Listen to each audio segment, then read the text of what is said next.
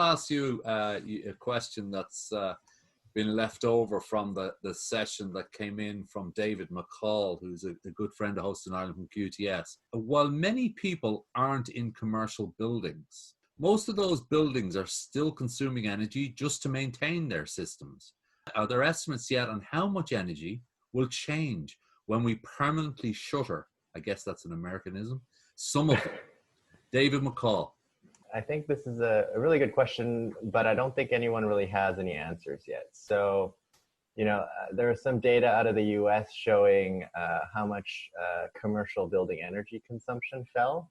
So like in office spaces, when most states were doing lockdowns. So like in early April, energy demand was down like 25% in those buildings.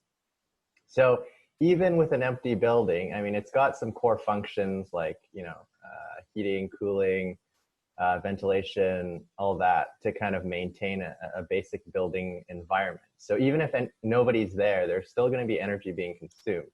So unless we completely shift fully to teleworking, I think we're always going to be consuming electricity and energy in those buildings.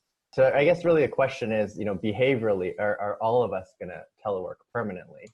Because if we want to go in once in a while to the office has to exist. So there are these questions around, how long are we going to do this? How permanent is it going to be? And then if they are decommissioned, are those buildings going to be torn down, repurposed? What is it going to be used for? So there are kind of like these different layers of impacts, I think, that need to be thought about. Somewhere between where we are, and where we were, you're saying that's 25%. So exactly, yeah. So that is the range. And then of course we always talk about the net number. So you can't just say that because those people are going somewhere else to use electricity in their home. Exactly. Yeah. So ultimately we must arrive at a net figure, I'd suggest.